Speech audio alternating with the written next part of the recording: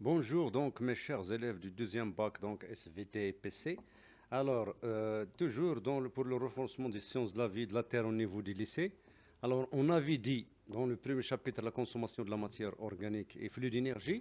J'ai parlé dans des vidéos précédentes de la glycolyse. Alors la glycolyse c'est une étape commune entre la respiration et la fermentation. Alors le bilan énergétique le bilan chimique c'est la formation. Donc souvenez-vous donc réviser, revoir cette vidéo.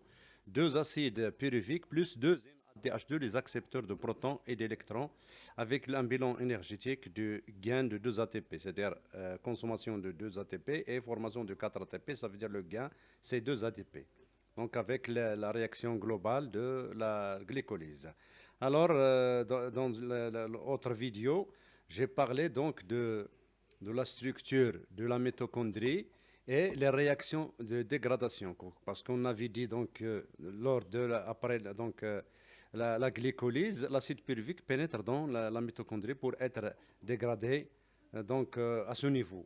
Donc la première donc les premières réactions que subit l'acide pyruvique au niveau de la mitochondrie, c'est dans la matrice. Alors, j'ai parlé dans une vidéo précédente, bien sûr, du cycle du Krebs, donc des phases de la dégradation de l'acide pyruvique au niveau de la matrice. La phase 1, c'est la transformation de l'acide pyruvique en acide acétylcoenzyme A, puis les cycles de Krebs. Quel est le bilan de tout ça? Formation de 4 accepteurs de protons et d'électrons de NADH2 sous forme réduite. NADH2. 1, 2, 3, 4. Plus un cinquième FADH2. Donc, revoir cette vidéo, j'ai déjà expliqué la dégradation de l'acide pyruvique au niveau de la matrice. Seulement, dans cette vidéo, je vais parler un peu de la destination des NADH2 et FADH2 formés lors du cycle du Krebs, des phases du cycle du Krebs, ainsi que, bien sûr, le NADH2 formé aussi au niveau de la glycolyse de NADH2. Donc, dans cette vidéo, donc, quelle est la destination de ces NAD, NH2 et FADH2, les accepteurs de protons? Alors, dans la membrane interne, alors vous avez ici la matrice, vous avez ici la membrane interne de la mitochondrie, vous avez ici l'espace intermembranaire. Donc les NADH2 et les FADH2, ils seront réoxydés, au niveau de la membrane interne de la mitochondrie. Bien sûr, grâce à des enzymes, il y a donc oxydation de NADH2 et FADH2, donc libération de 2H, donc des protons, 2H plus 2 électrons. Les électrons, ils vont être transportés par une série de transporteurs membranaires appelés donc, qui forment donc ce qu'on appelle la chaîne respiratoire.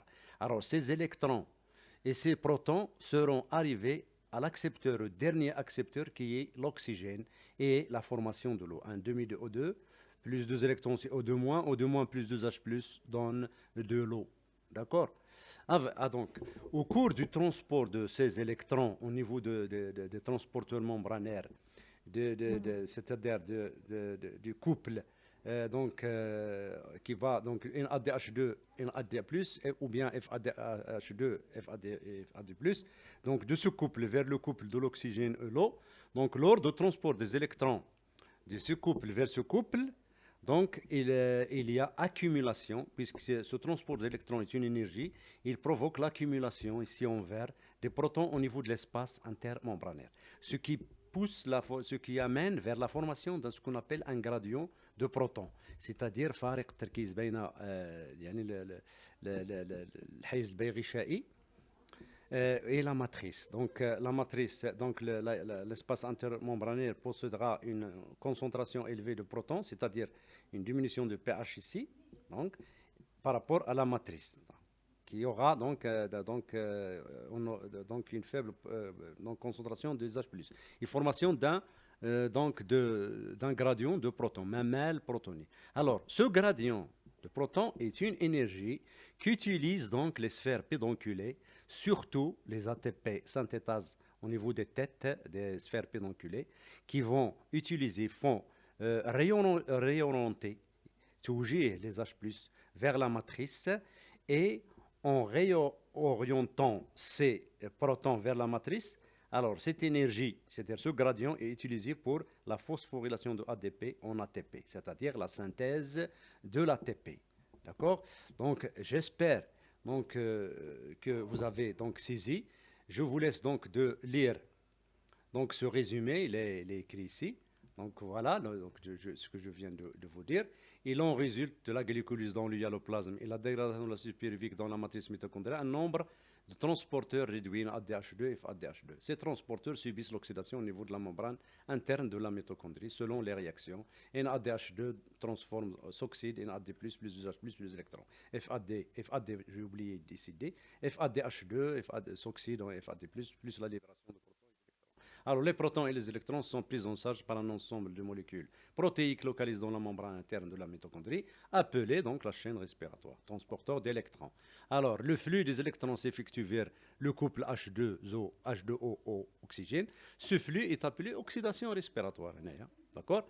Alors, le transfert des électrons s'accompagne de la libération de l'énergie qui chasse les protons de la matrice vers l'espace intermembranaire. Il en résulte une accumulation de protons dans l'espace intermembranaire et la formation d'un gradient de protons de part et d'autre de la membrane interne de la mitochondrie. La formation du gradient de protons s'accompagne d'une différence de charge électrique, donc c'est une énergie. La membrane interne n'est perméable qu'au niveau des pédoncules sphérés qui réorientent les protons vers la matrice. L'énergie de ce flux de protons, c'est-à-dire qui est utilisée pour la synthèse de l'ATP, par la phosphorylation de l'ADP en ADP.